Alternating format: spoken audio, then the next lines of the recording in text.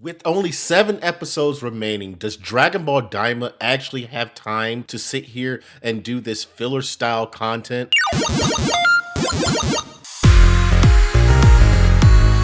Welcome back, everybody. This is your boy NerdStorm92 back with another Dragon Ball Daima episode review. And this is going to be episode 13 titled Surprise. And yes, this episode was actually a surprise because it was very, very laid back. Not a lot of action, a lot of funny things happened here and there, but the story itself didn't necessarily get pushed too far. But before we actually get into the episode review in and of itself, be sure to go ahead and hit that subscribe button and ring the bell to receive notifications so that we know every time I happen to upload a new video. And if you want to stay up to date on anything Nerdstorm related, be sure to follow me on all my social media platforms, and that's going to be at Nerdstorm92. With that being said, let's get right into the episode review. So like I said, this episode really didn't have anything too much to push the story forward. In the beginning of the episode, we actually saw Goma obviously still irritated from the events of the last episode, with Vegeta and Goku obtaining the third Tamagami's Dragon Ball and the second Tamagami's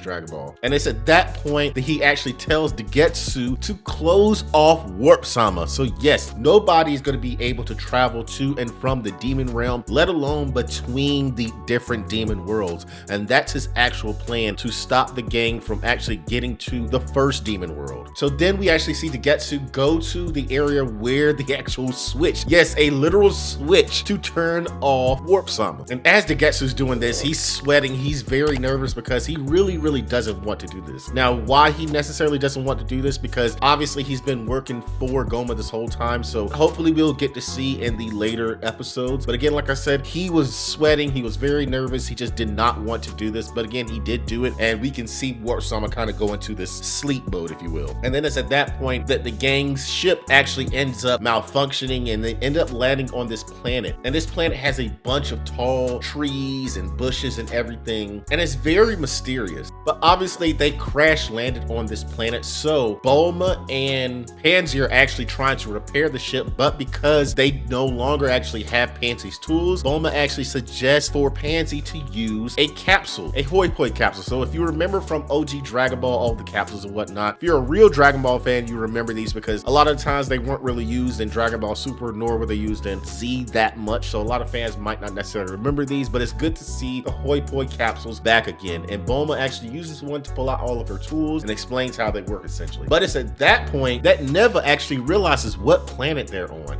and he says that it's planet Mega, and this is the planet that all the giants called Megas live. And it's not just humanoid people that live here, everything that's here is giant as well. And we can see Neva is very concerned because he also states that this is the second most dangerous planet within the demon realm. And of course, even though Neva is worried, everybody else, especially Goku, is very nonchalant about the whole situation. But it's at that point the scene changes and we see Rensu and Glorio discussing the previous events of the last episode. Glorio's telling her that the group has obtained both Dragon Balls, and Rensu at that point is happy that she technically has obtained all of the Dragon Balls, even though she doesn't have the possession of the other two. But again, Glorio's working for her, so in her eyes, she has all the Dragon Balls now. So her plans are starting to come together. Again, remember, her whole goal is to be the new Supreme Demon King. So back on planet Mega, we actually see Pansy telling Bulma about the Megalight, which is the crystal that Bulma just did not know anything about. And again, it can only be found within the demon world. And Pansy essentially explains that most of Megalight can be found at the top of the second demon world or at the bottom of the third demon world, because it exists there in like a liquid X form, and it's very plentiful up there. But it is illegal, according to the Supreme Demon King, to actually take any of it, because Bulma actually wants to take some back with her.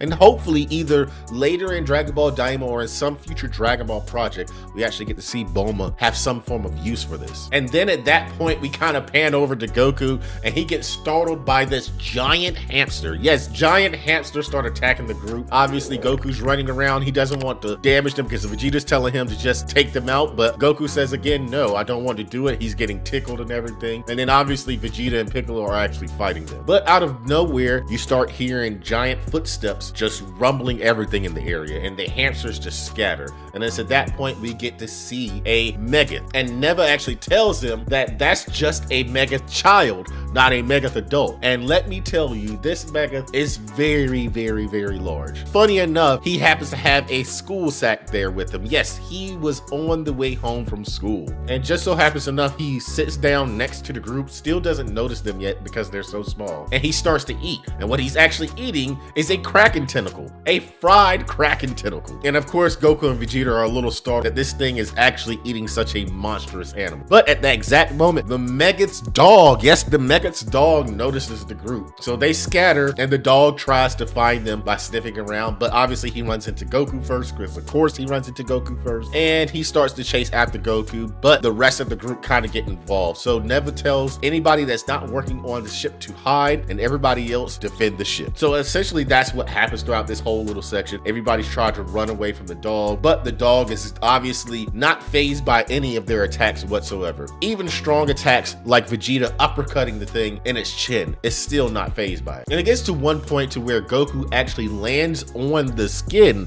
if you will, of the dog, and it seems as if he's in some dark forest, because obviously the dog's so big and Goku is so small that the hairs seem like giant trees. But he ends up running to ticks. Yes, ticks of all things on the dog, and the ticks start attacking Goku. Goku tries to run out of there and the ticks just chase after him. But as soon as the dog notices Goku flying up off of him, he smacks it with his tail. But the moment the dog does that and sends Goku flying, he notices the ship, especially because the ship is actually lighting up. And the dog's excited about that, so he goes running after the ship. Everybody gets flustered. They try and stop the dog, but they're getting knocked away. Their attacks aren't working. And it's at that point that the dog is literally almost on top of Pansy and Bulma, and Goku essentially has to do one of his classic things, a Kamehameha, and knocks the dog out. This Kamehameha was definitely a callback to some OG Dragon Ball Kamehamehas, and it was lovely to see. Just a classic good old Kamehameha. But sadly, that wasn't the end of things, because at that moment, the Mega Child actually notices the entire scuffle, and he ends up spitting out the Kraken's tentacle right at Goku. And it's at that point, the Mega Child begins to try and toy with everybody. They try and hop in the ship, because at that point, Pansy and Bulma have finished the ship. They try and hop in the ship and leave, but again, the Mega Child is just too big. He blows the ship away. And even Goku attempts to save the group by trying to stop the Mega Child's hand, because at that point, the Mega Child is actually trying to swat them away like a fly. But Goku, in his base form, is not even strong enough to stop this child. So he gets smacked away. He ends up falling into the Mega Child's shirt. And while that's happening, Vegeta and Piccolo are trying to distract the Mega Child so that way the group can actually get away.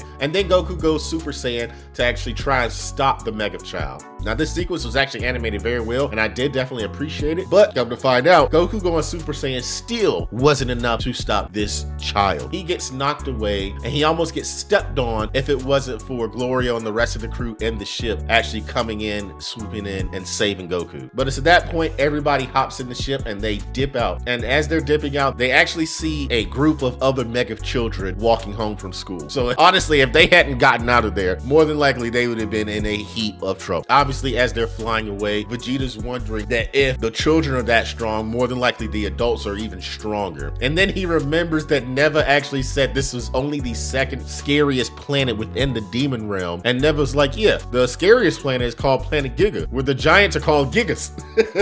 And I'm telling you, the jokes and everything in this show are just top tier. They're essentially what Toriyama is really known for. And I'm so appreciative that his last project is really something that's coming from his heart and soul, something that's really Toriyama, and I really appreciate that. And as the episode ends, we kind of see like all this sparkling stuff coming from the forest that they were in, or essentially the planet they were on, and it really does look beautiful. I enjoyed the ending of this episode. Again, the end of this episode really made me feel very, very nostalgic for not just OG Dragon Ball, but Dragon Ball in general. It gave me those chills, those little feels of everything. So yes, was this episode a bit of a slow point? Did anything really happen? Was the story actually pushed forward? Not necessarily.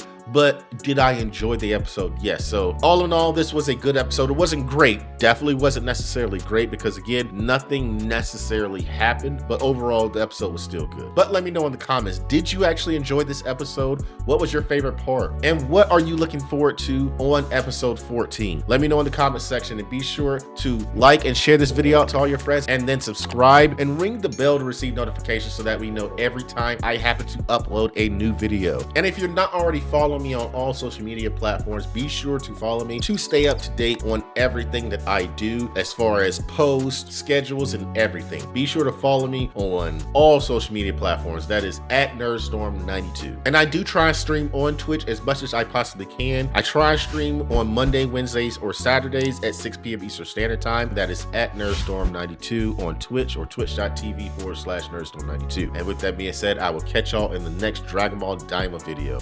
Peace.